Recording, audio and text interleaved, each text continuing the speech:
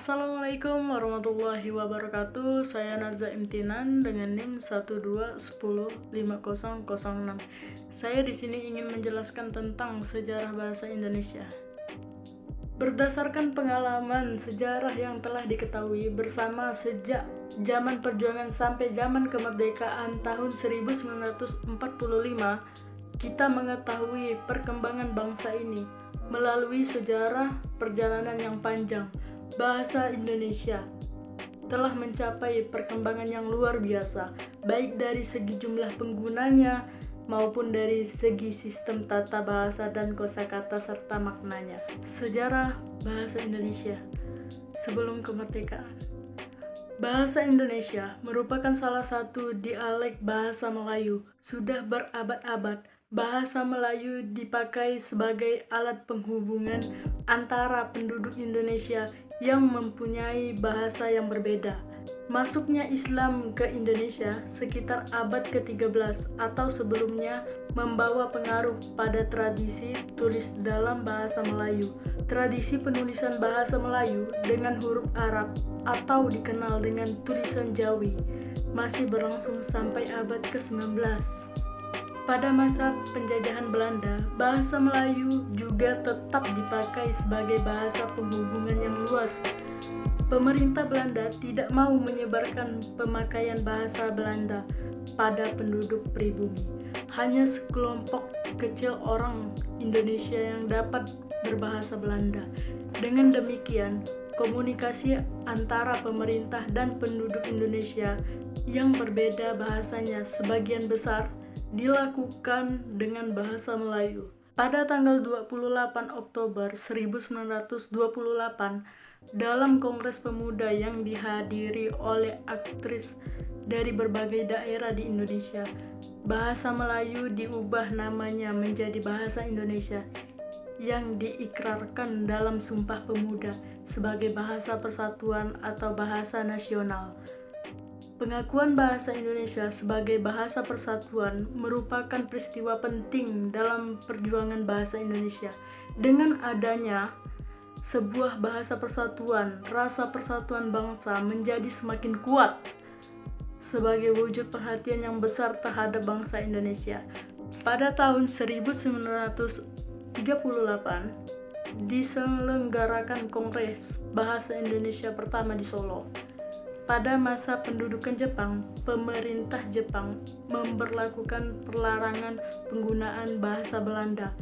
Pelarangan ini berdampak positif terhadap bangsa Indonesia, karena bahasa Indonesia dipakai dalam berbagai aspek kehidupan, termasuk kehidupan politik dan pemerintahan yang sebelumnya lebih banyak digunakan dengan bahasa Belanda. Sesudah kemerdekaan, pada tanggal 18 Agustus 1945, sehari sesudah proklamasi kemerdekaan, ditetapkan Undang-Undang Dasar 1945 yang di dalamnya terdapat pasal, yaitu pasal 36 yang menyatakan bahwa bahasa negara ialah bahasa Indonesia. Sebagai bahasa negara, bahasa Indonesia dipakai dalam semua urusan yang berkaitan dengan pemerintahan dan negara. Sesudah kemerdekaan, bahasa Indonesia mengalami perkembangan yang pesat. Setiap tahun jumlah pemakai bahasa Indonesia bertambah.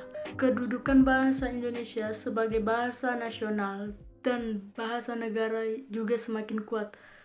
Perhatian terhadap bahasa Indonesia baik dari pemerintah maupun masyarakat sangat besar. Pemerintah Orde Lama dan Orde Baru menaruh perhatian yang besar terhadap perkembangan bahasa Indonesia, di antaranya melalui pembentukan lembaga yang mengurus masalah kebahasaan yang sekarang menjadi Pusat Bahasa dan penyelenggaraan Kongres Bahasa Indonesia. Dari ejaan Van Ophuijsen ke ejaan Soewardi hingga ejaan yang disempurnakan EYD selalu mendapat tanggapan dari masyarakat. Dalam era globalisasi sekarang ini, bahasa Indonesia mendapat saingan berat dari bahasa Inggris.